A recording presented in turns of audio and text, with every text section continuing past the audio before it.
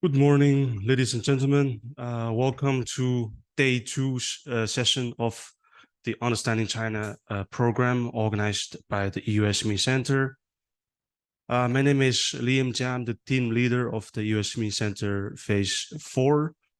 As the organizer of today's conference, I would like to thank you again for joining us. For those of you who did not follow us for first day's session, yesterday we had discussions around topics starting from macroeconomics, economic outlook on China, moving on to the policy context for EU-China trade relations. In the afternoon of yesterday's program, we discussed about business confidence and policy environment for SMEs in China and in Europe. We closed yesterday's session with a discussion on innovation, technology, R&D, and its impacts for SMEs in China and doing business with China. For today's session, we have also prepared for you three interesting sessions to start with. My colleague Alessio Pettino, the business advisor of the EU SME Centre, will give you an update on the new trends and developments for businesses in China, but also to present to you from our perspectives how to best interact with partners in China. Coming next, we'll also have Mr. Simon Chitam, team leader of the China IP SME Help Desk and managing director of Arias International, will give us a session on intellectual property rights protection in China. We have a small coffee break, after which we will invite a number of SME owners, and also businesses from a business perspective to give you an idea of how they were interacting with their business in China, some case studies, best practice sharing, and some success stories. We have invited three companies, three speakers for this session, Mr. René Boos, exhibition manager for Aquatech China, RAI Amsterdam, Mr. Holland Brouwer, regional director Europe for BIPO, as well as Mr. Timo Heluso, the chairman of Finland-China Business Association. Without further ado, we start today's session. Alessio, the floor is yours. Thank you. So good morning and good afternoon to who is joining from China. It's great pleasure to be here. And my name is Alessio Pettino, as Liam mentioned, and can change the slide.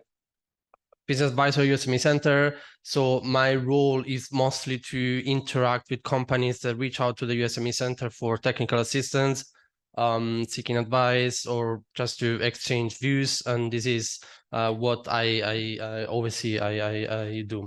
Can you? Yes. So today I'm going to talk about two main things. The first is what we are as EU SME Centre seeing from the companies on the ground, and what is the interest, why they want to approach the Chinese market. Second half, I will share basically some of the most common issues that affect companies that get into the market and how these issues could be avoided or addressed.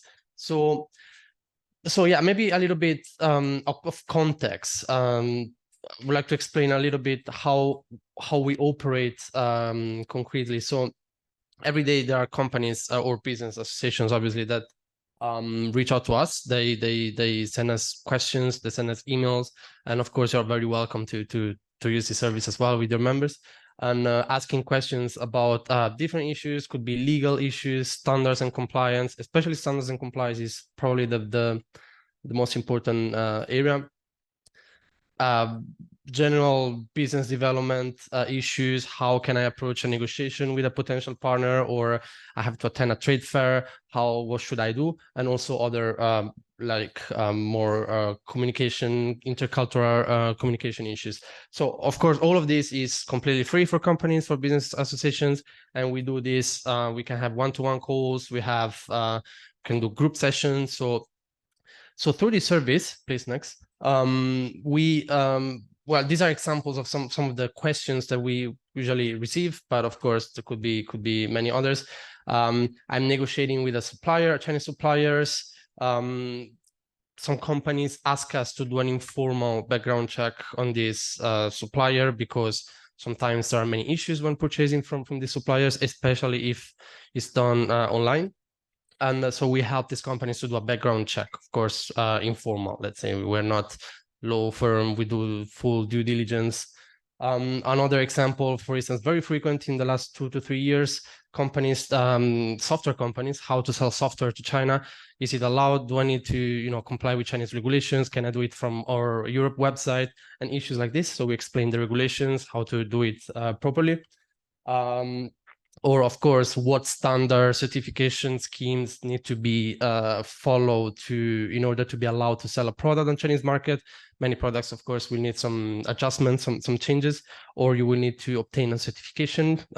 So we explain maybe how the process works, what are the costs for obtaining the CCC certificate and things like that.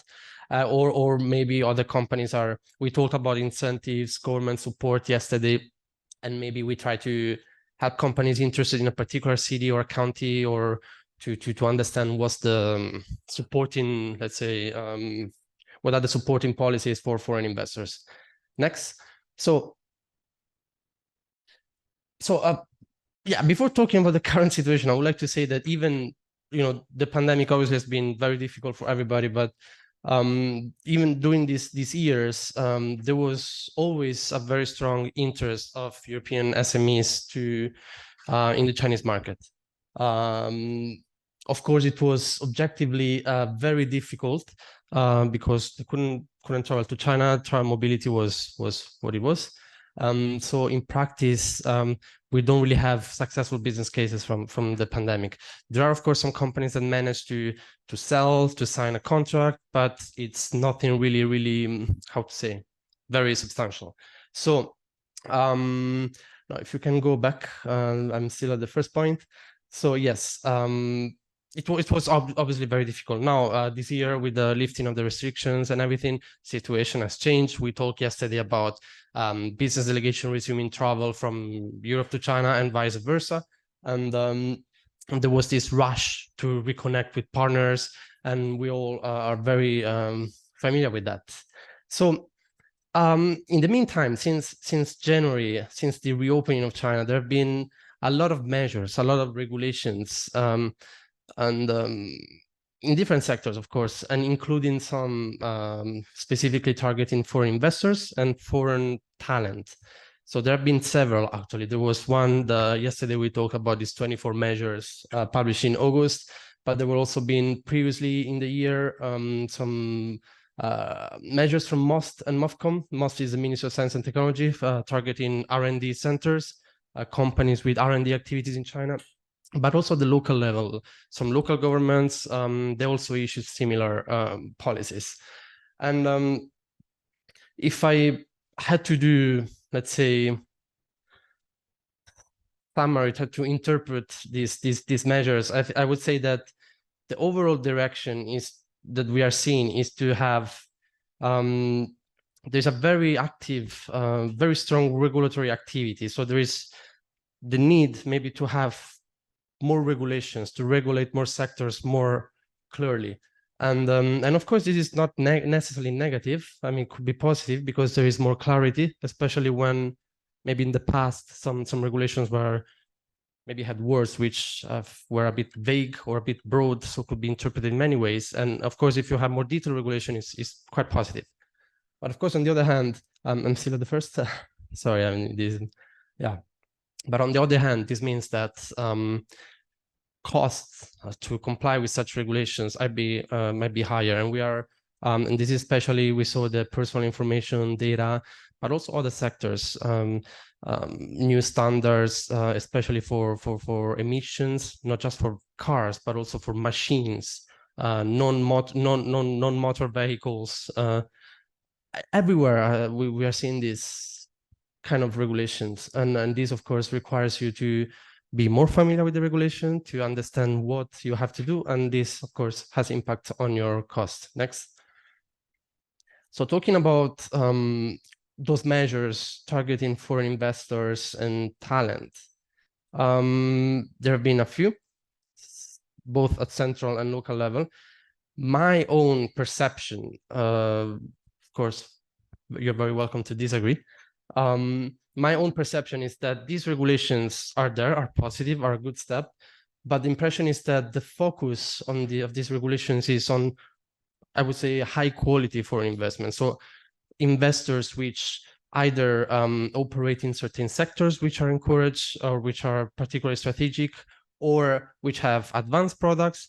So products which are very, very, innovative, or investors which have some R&D, some innovation operations. So not just selling products or having a manufacturing base. So this is one. Or a focus on lower tier cities. So cities which are usually outside of the radar of foreign investors. And I'm talking about cities like I don't know, Dezhou in Sichuan province, or some cities in Anhui, or yeah. So I would say these two things. One hand is lower tier cities, and the other is more high quality foreign investment. So in the reality is, at least according to the feedback we receive, or what we see from the ground, is that being successful in China now is extremely difficult. And I would say that,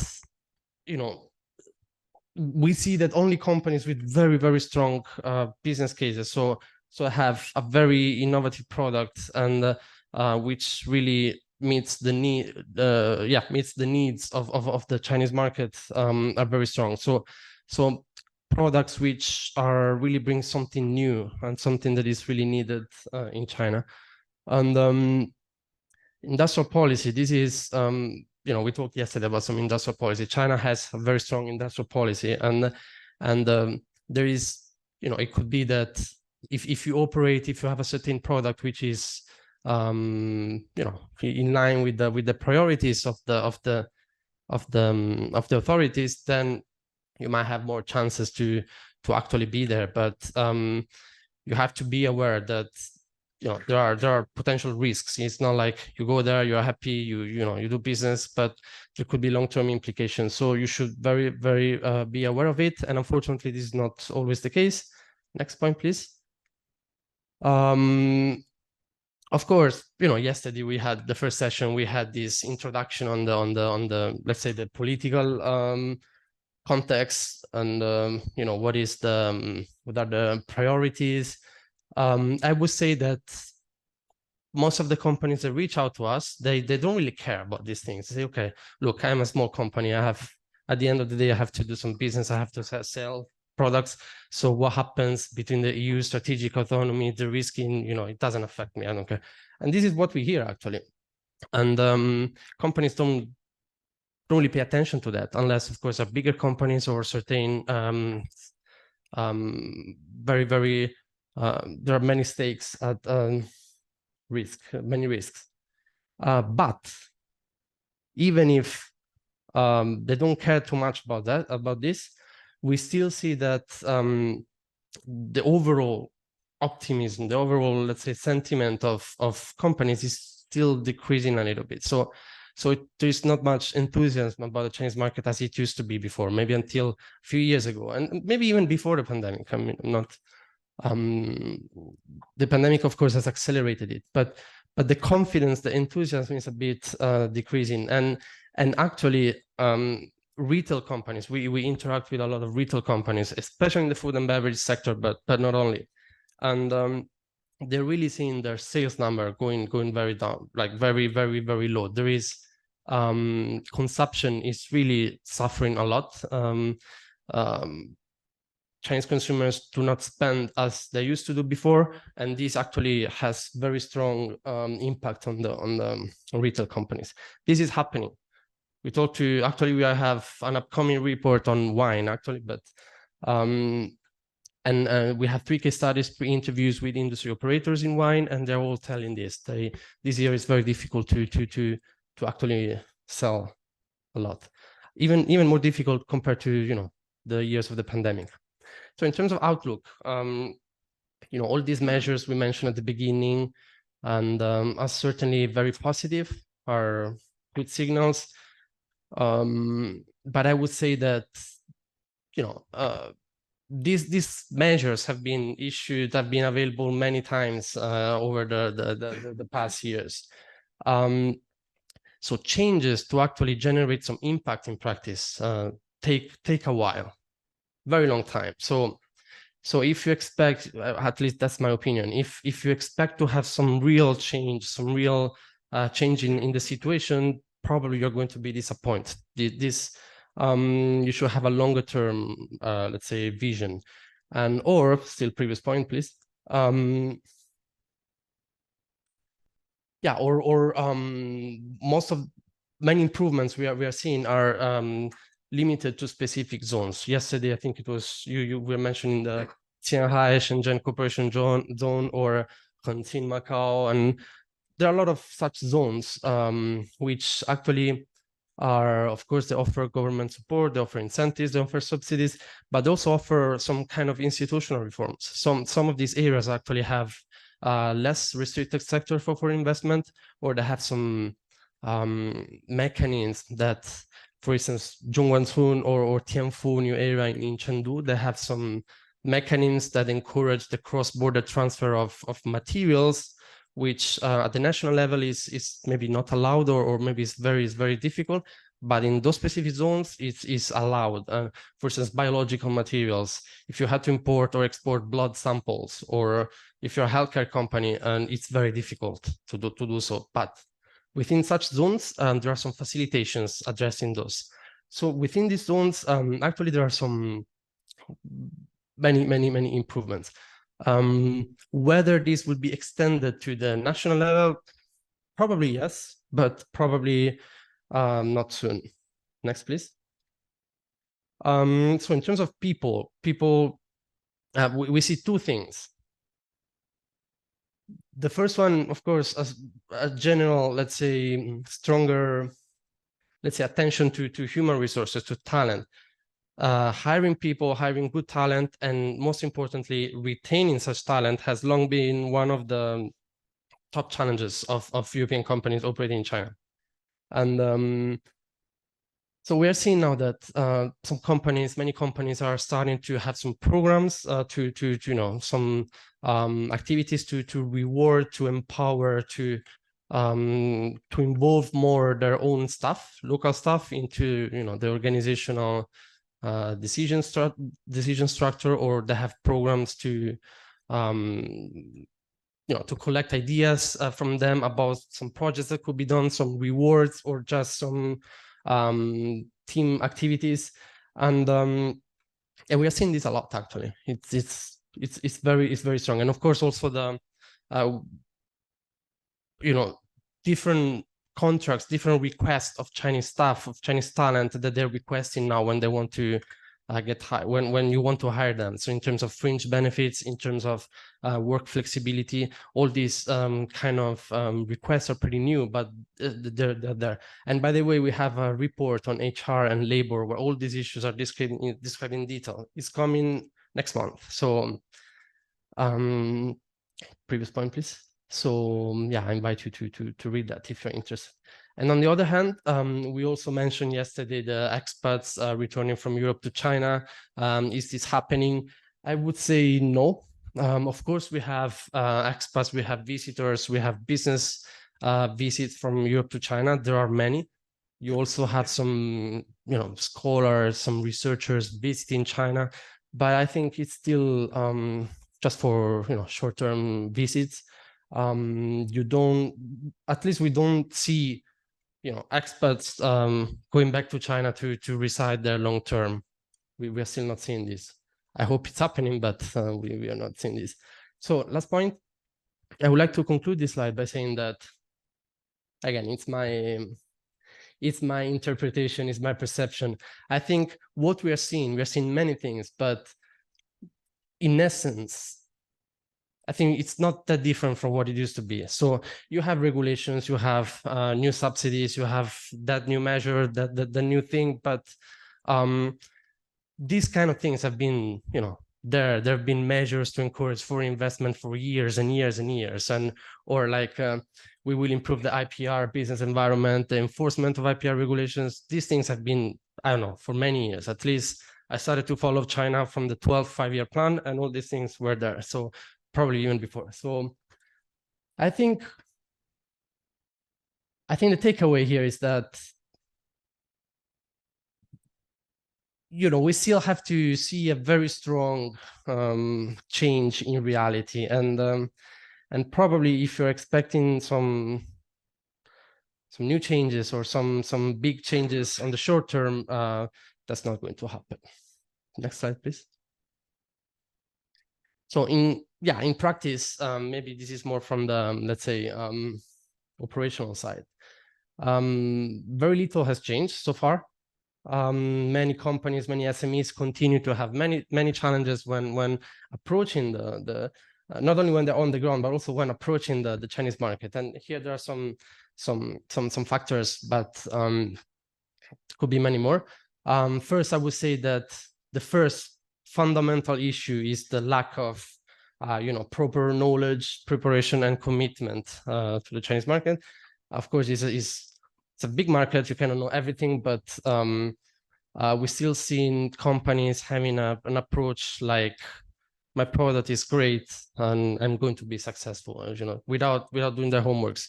And it sounds, this is happening. Or maybe in terms of commitment, companies maybe thinking that China is a side project that you can do, like that you invest a little money in there, and then I think this is a very wrong approach. It really requires a lot of commitment. Another issue is when working with wrong partners. And here, for instance, from the perspective of a retail company, if I sell a retail product, I get maybe stuck into an exclusive licensing relation with a distributor, which doesn't perform well, and then maybe getting out of that relation could be challenging. Or maybe having a joint venture and having divergences with your local partners might impact the operation of your company. Or due diligence and having working with the right partners is very important. And of course, sometimes it could be a matter of luck, but you can also have, you should have proper due diligence to minimize this risk. Cultural factors. These are very much there, and I would say they're even increasing compared to the past. Cultural factors, I don't refer just to intercultural communication, negotiations, this kind of course these are there, obviously, but here I'm referring to mostly to, let's say, company kind of culture, operating practices within a company, just being replicated into China. Maybe all these approval lines, having a decision, having 5 meetings with local board, with the European board, and all these practices should be adapted to reflect the working ways of Chinese people. Many companies struggle to do that. Many companies don't want to do that, and what this leads to is to maybe your local staff will get sick of this situation. They just leave your company and go to another competitor, or so. Yeah.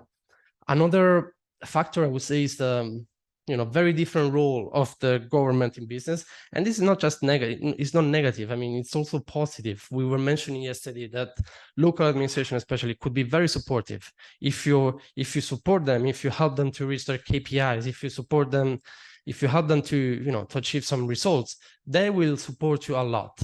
Especially I would say the lower tier, or the lower administrative levels. Don't expect that the Shanghai government takes you like this, but maybe if you go to, I don't know, Putuo district or one of these districts, maybe yes. And maybe for some companies, some people, it might be hard to get used to this. So you have the government pretty much everywhere in China, and sometimes you never know that they are there. So it's just different, and sometimes many companies maybe don't adapt to that. Another point is that companies still have this perception that China is cheap and everything. This is very wrong. China is super expensive. Logistics, everything is super, super expensive, and especially talent. I like to make comparison between, I mostly focus on R&D, on technology. And I want to see the salaries of an R&D engineer, like a 10 years experience, mid seniority. It's much more expensive in China than here. And so of course, depends on the type of business. If you just maybe need a salesperson, maybe it's not going to be very expensive, but China is very expensive. Also renting an office it's very expensive. Of course, if you are in a local zone, maybe where you are needed, maybe the local administration might give you an office for free, or they might give you some support. But it's very expensive overall. Local competition, nationalism, well, I think we all know about that. And Chinese companies in many sectors are doing very, very good, and they do it faster than European companies. And they know the market better and the people better. And then there are, of course, unwritten barriers. And then here we are maybe talking about issues such as, red tape or not being discriminated in procurement, or having this. There was this yesterday we were mentioning this Buy China policy, and things that are not written anywhere. You don't find in regulations. You don't find anything. It's just how it works. Everybody knows, and there are many at different stages of everything. Next, please. So yeah, maybe I would like to have this a bit interactive. So anybody would like to mention any other issues that you see, that lead maybe to failure, or something that really affects company and make their life very, very hard? Anybody would like to share something? Don't be shy. Okay, please. Being concise, though. I mean, very concise. No. So I would like just to point out that in the case of the Portuguese SMEs, most of the hurdles do not apply, because they basically export or they import. And when they export, they don't even do DDP or CIF, they do FOB or Ex Works. So, and that's what we would recommend to companies to do, to reduce the risk as much as possible. And so just to make that comment. Yeah, of course. I mean, depending on the business, of course, some of these issues might apply or not apply. But even if you just sell without even having a local representation, some of these points still apply. Working with the wrong partner. Again, if I have, if I enter an exclusive agreement with a certain distributor, and then this distributor has some, doesn't perform well, or maybe has bad intentions even, and maybe we will hear about this later in your presentation. But that's very important, and also this aligns with, I think, my interpretation of the trend. So are these products needed? Of course, if it's a food and beverage product, something very local, then of course only Portugal can provide it. But if it's a pump, like a water pump, or an agricultural tractor, is it needed in China? Is there any local alternative which is cheaper, is better, or is just as good? So even if you don't have a production in China, you don't have R&D in China, you just sell, some things, some of these issues apply, and I think it's very important to know. We have time for questions. I just wanted to take one. Okay. That's something else. So I think I see also a major challenge when a company doesn't know anything about China, how to get started. And the key thing is to try to find a partner, but where I'm going to find a partner? Where should I travel first? Should I travel to Beijing, Shanghai, Guangzhou? They don't know about second, third tier cities. Probably they never heard about those cities. Probably I would start from there. Probably they take a plane, they land there, and then how they don't know that the companies mostly they don't speak any English. So I think how to get started, it's I think a major challenge for many companies. Also, then once a company is there, already found a partner, how to access also local funding, because the local funding, I think it's very hard to reach, to know about the different funding programs, but then mainly they are all in Chinese, and they all come out very last minute. So you need to have inside connections in order to know that Yeah. the funding program has a specific short deadline, and you need to also to have a strong local partner that you can apply together. Right. Thank you. I think the first question is, certainly booking a flight ticket, landing there without knowing is very wrong. So you shouldn't book a ticket. You should first maybe look at the geography, look at Sichuan, where Anhui, where Jiangxi province are, and then so of course there should be a lot of preparation before. And the advice is to talk to people, talk to, of course, the SME Center, the China IP SME help desk, talk to the national chambers or embassies. This is, without this, your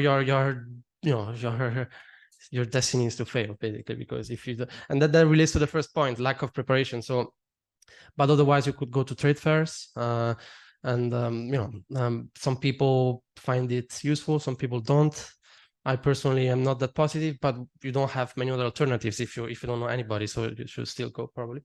And the second question, yes, well, I mean, we could have a seminar on this, but I would say that funding is maybe not as it's not, I would say it's not the top 2 or 3 issues that companies are interested in. Maybe on the longer term, maybe in a few years, they start to be interested in that area, getting some local funding.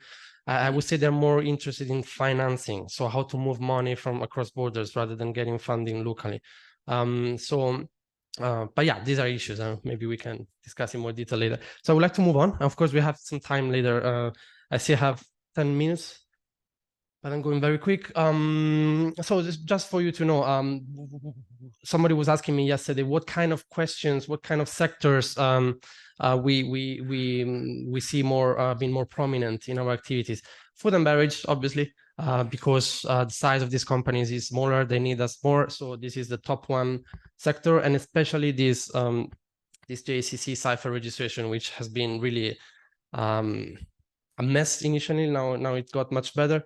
The second one would be doing background checks on Chinese suppliers. Again, we are not a law firm. We don't have access to files in the authorities. We just do, some background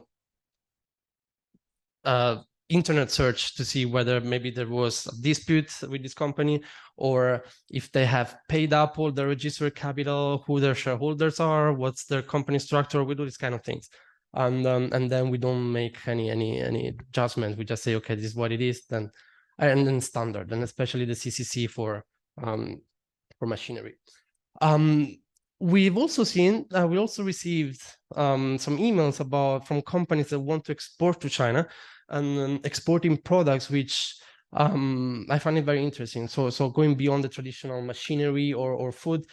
We have e-bikes, 3D surface patterns, glass fiber joints for aircraft motors, high-tech testing equipment, sewage pumps. And interesting, we also received some companies, actually 2 companies, operating in some segments of the semiconductor supply chain, and on the one dealing with drones. Of course, these are a bit, let's say, sensitive, but this is to say that we're also seeing companies involved in high-tech sectors that want to export to China. In this case, the rule is maybe to invite them to be very informative, very informed about the opportunities, but especially the risk and the challenges. So that's a role. Please, next. And yeah, going to the second part, I'm going to be a bit quick on this because maybe we don't have many SMEs represented here, but this is more for SMEs. But yeah, I think I think China has changed a lot, and I mentioned at the beginning, the enthusiasm is a bit going down. So China is great, is a great market, is a lot of people, and these are actually this listed here are some of the reasons why people interested in China tell us why they're interested in China, because it's cheap, which is not true. Or it's opening up, which is not that true, or it's opening a very, very world very slow speed. Yeah, these reasons are not all, or they don't stand. The takeaway here is that you really have to understand why you want to go to China. What is the benefit? What is your advantage in China? If it's just to make money, if you have a product which it's not doesn't bring anything very new to China, then you shouldn't go to China. You should consider other markets, maybe even easier market. Next, please. Of course, plan carefully, of course, yes. But it's very important to plan of course, what products bring in there. You don't need to bring all products. Maybe you just select certain products. Maybe you might need to adjust these products, but also what cities, what regions you want to go. You shouldn't take all the country because you just can't. The when timing is very important in China. I'll have a case study later to demonstrate this and how you do it. There are different market ways, market entry ways. There's general trade, there is cross-border, there is you can invest in China. You can have a Chinese investor investing in your company, even though it's a bit more. You can do some project-based cooperation. There are different ways, and maybe they might be more suitable for certain companies. You might need to adjust your products, or maybe you might need to do some very heavy testing or conformity assessment, which, by the way, also exposes companies to IP risks, and to obtain a certification. Another thing is that, and this relates to what I was referring to with commitment before, some companies don't have a China person. You don't have to have, of course, if your resources are limited, you cannot afford to have a person full-time in China, okay, I understand, but at least there should be somebody in your team that knows the country a little bit, knows the language, or at least that follows the China operations, and not like follow China as together with Japan, Korea, Indonesia, Thailand, all the of course, if resources are limited, yeah, but you should maybe even a good suggestion would be to hire some Chinese students for interns. Even if you really don't have money, you should hire Chinese interns that could help you. And there are very many students very eager to make some experience. And again, I think China is really not a side project. It should be it is a full-time kind of project. So you either are determined and fully committed to it. Otherwise, my advice is to consider other easier markets, maybe in Europe or in the neighborhood of the market, the single market. So next, please. And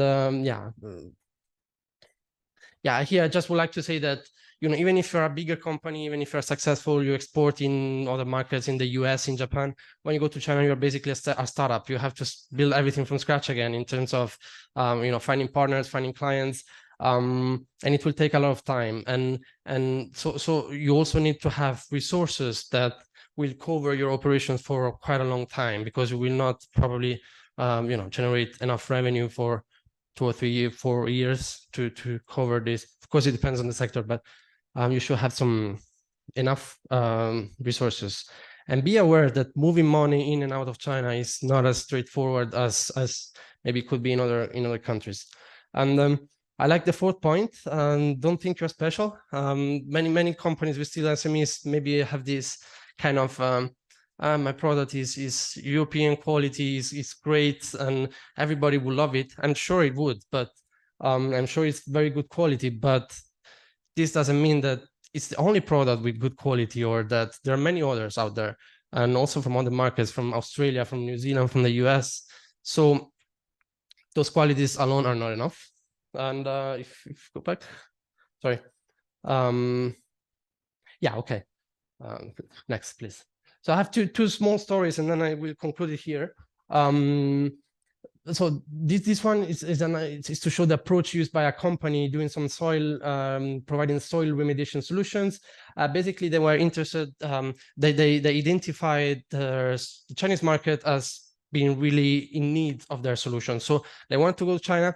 What they did, they went to analyze all the local 5-year plans of different provinces and identify which specific province was in more need of that solution, because that problem was more prominent. They shortlisted 3. Then they hired, of course, somebody pretty senior, a local Chinese, very senior. This is expensive. So this guy has a lot of contacts, and he approached directly the local authorities in these regions. And at the end, they decided to work with one of these. And the way it started with a demonstration project. And actually, the company didn't do anything. They just brought their products, their solutions there, but they didn't need to pay for anything. All the there were a lot of in-kind contributions from the local authorities. The local authorities brought local companies to work on this demonstration project. So it was successful, and after this demonstration project, the cooperation actually evolved. Now this company is a small company from Northern Europe, and now they work with Sinopec, CNPC, you know. Of course, this is a tiny fraction of, I mean, they're very successful, it's very rare, but this is to show that you have to think about which part of China is more in need of your solutions, and then you have to follow the Chinese approach. How would the Chinese, next please. And this is an Italian company, and we are going to have a case study published on this company next week, I hope. So basically this is, they have a manufacturing plant in Tianjin that supports packaging, mostly food packaging, to Southeast Asia. Basically, what I would like to, they have a flat organization. They decided to empower staff. They have some open innovation activities, and you don't need to be, I know, L'Oreal in order to have open innovation. You can also be a small company. So you can run a small program where maybe you encourage your local partner, your local staff to propose ideas and to work on their projects, and maybe reward some of these projects at the end. And you don't need to, big budget to do that. So this company, they made their organizational structure very flat. They have a very good market, of course, have strong support from the authorities, and they plan to have an R&D center. But what is very interesting here is that this company is really open to, to what's happening around them. So the ECG, this environment is a big topic, of course. So what this company did to reduce a little bit the carbon footprint and to reduce cost for electricity. Electricity is an issue in China, the power generation. So this company has a very big plant. They have a lot of space which is not used. While there are many, in this case, photovoltaic manufacturers in China which have issues, they would like to produce more energy, but they don't have space, they don't get the authorization. So this, through some local, of course, contacts, this company decided to work with this local manufacturer. The local manufacturer installed solar panels on the roof of the plant, and the company didn't pay for anything. The Italian company in this case didn't pay for anything. And what do they get? Is to buy electricity at a very discounted rate. They don't pay for anything, and they still pay for the energy, but they pay much less. And now this project covers 25% of their power needs. Of course, there was a lot of bureaucracy, a lot of back and forth with the local authorities, but they were very supportive of this.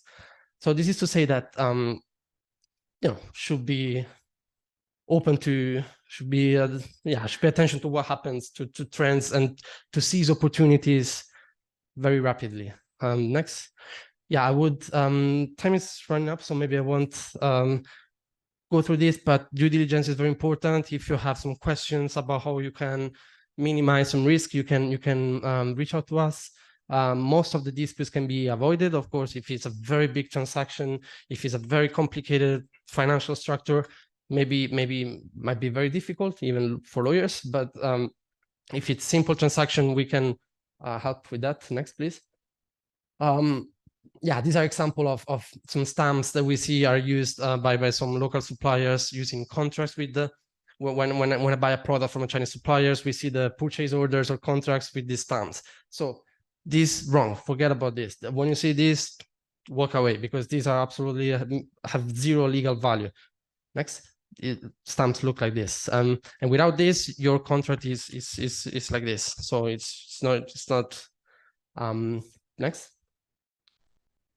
So I mean, we have a lot of guidelines, a lot of resources with screenshots that help you, understand better in practice. This is all on our website, and if you're interested in certain things, you can also talk, come to me during the coffee break, and I can walk you through what we have. Next, please. Yes, we have some publicity here. You can we have different tools. We have this self-diagnosis tool. Probably for your question, Sarah, if you know nothing about China, probably you should start with this. You should take some questions. We have some tips, some resources that we can that popped up when you complete this. And if you have questions, reach out to us. And yeah, if you like to share your experience or your concerns, we would be very happy to, of course, do it now. But also, if you want to have a case study with us, we would very much encourage it. Next, please. Yeah, I would end it here so we have some time for questions. Thank you. I hope the presentation was interesting. Thank you, Alessio. Very interesting, actually, your presentation. I have a couple of points to highlight. The first,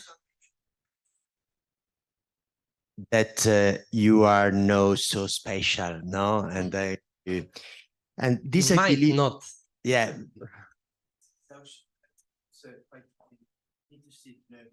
It's not only against Chinese competitors, but also with foreign competitors. Yes. And this is actually one point I would like to highlight, because most you mentioned some companies dealing with technical stuff. Okay, you find a lot of European and international competitors in China. This is actually something I would like to tell you. Why people should go to China, though you say they could also look for other markets and so on. They have to go to China because everybody goes. And because you don't know, only could find potential buyer, whatever, but also you can sell to foreign companies. And this happened well before the COVID. I don't know how now is the situation, probably it's not like this, but if you attend the trading fair and the exhibition, you do not only find local buyers, but you find a lot of buyers from all over the world. So having China in mind as a base or regional hub, also to spread, to internationalize, I believe is correct. Actually, it was before the COVID, and now the situation has changed a lot. But in any case, this is also another opportunity also for small and medium enterprises. Yeah, absolutely. And again, maybe also a follow-up comment to this and to what you were asking before. One way for an SME that has no resources, no connection in China, one way to enter the Chinese market maybe is to, if they already work with other clients in other markets, maybe ask to this client if they have China operations, maybe if they need the product there, maybe go through this way. And there are companies, of course, which work only with foreign companies in China. And that's no, I mean, that's Soma. So thank you for the comment. There is another question over there, the gentleman, I think, over there. Maybe I also see that when you succeed in getting into China, there's also nice barriers of entry for the others, in fact, because you bring up lots of difficulties, but once you get over them, it's a very strong position once you're inside. And then the other thing I wanted to share is that I would never have started something in China without having a partner that you trust 1000%. Starting something there without such a person is really asking for trouble. Okay. Very good. No, absolutely. I mean, I hope you don't get me wrong from this presentation. I'm not saying that, you shouldn't go there. I'm just saying that it's difficult. You should be aware of these difficulties. You should do a lot of homeworks. You should be very much prepared. You should identify where the opportunities are for you. If you do all of this and if you do it well, then of course it's a great place to be, and you can constantly improve. Also, what Marco was mentioning before, there are many trends, many products, many innovations that start in China, and this being there allows you to see what's happening and maybe try to export some of this into some of these ideas into maybe your global market. So don't get me wrong. I mean, China is great. It's a great place to be, and it's a very strong position. Just be fully aware of the risk. You mentioned you should be 1000% should trust your partner 1000%. Yes, but you should consider that maybe over 20 years this trust might be affected by some events, and you should, if you had taken maybe some protective measures, not because you distrust your partner, but because it's a business. At the end of the day, business is important. Then maybe those risks, the impact will be a bit smaller. So yeah, I hope the message is clear. Other questions? Thank you very much, Alessio. I would also have a couple follow-up points that I would like to ask to elaborate a bit more. We were talking about the labor force previous on, and after the COVID, a lot of the expats that were living in China have come back to Europe. Do you think what should your SMEs do in order to once again attract this kind of labor force? Do you have any suggestions for that? You mean Europeans going to China? Yeah, exactly. Yeah, I think this was also mentioned yesterday in our session yesterday. I think overall people go where the business is. So if there are, if European SMEs do well in China, if they have the good framework conditions to do well, there will be more. And if there will be more, there will be more people coming. So I think that's, that's the only way. So more business will lead to more people, like it used to be in the past. So, yeah. If I may, I want to also describe another kind of, I think, a part of the missing picture, because as all of you has mentioned, as a USME, sometimes when markets don't think you are special, but there are actually some SMEs in Europe that are really a bit too special for China. An example would be some companies, Portuguese company that we've worked with, that provide smart water solutions. That in China, the fact is, especially in rural water, the demand is not there. Still, the market demands cheaper bulk solutions than state-of-the-art technologies from European SMEs. And the trend is that the policies are also driving the demand.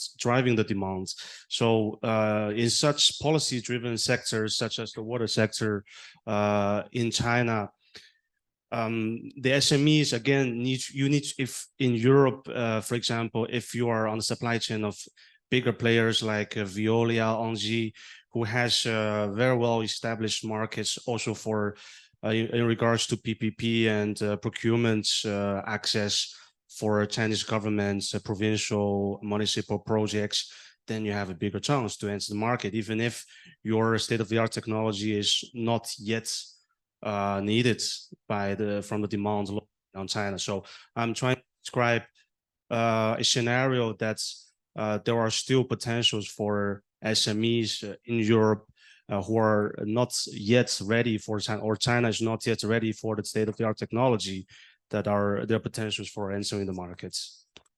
Yes, absolutely, and yeah, it's also the so you have to identify whether your product is suitable, is needed or not. Of course, on both sides, whether it's too little or too much. In both, either way, you have to make sure that the product is needed. And yeah, I think time is kind of over, but maybe if you have any questions, we can. There'll be a coffee break later, so you're welcome to have a chat later.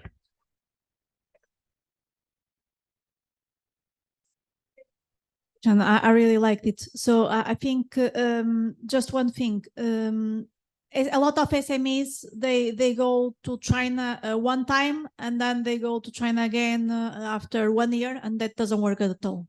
So I think you need to treat China as an investment, and you need to also learn how to communicate with the Chinese. You need to install immediately the WeChat. You need to learn that the Chinese don't say no. You go to a meeting there, looks very promising, but then nothing happens. You need to understand that the Chinese, if they really want to cooperate with you, they will follow up. You don't need to be chasing them. They will be chasing you. And you need to also, when you go to meetings, to know the hierarchy, who you are meeting. Because a lot of times the person that is really quiet is really the boss, is the one that will make the decisions. And so you need to really learn all these ways of communicating with the Chinese. And you need to treat the Chinese, as you said, very well, as an investment, and you need to go there very often because you need to build the personal relationships. Thank you. Yeah, absolutely. Yes, it's a long-term process, and start from the principles, and then it's narrowed down to the concrete stuff, but that takes a while. And yeah, we also have some business etiquette kind of tips as part of our resources. So if you're interested in that, we can also provide something. Thank you. Thank you.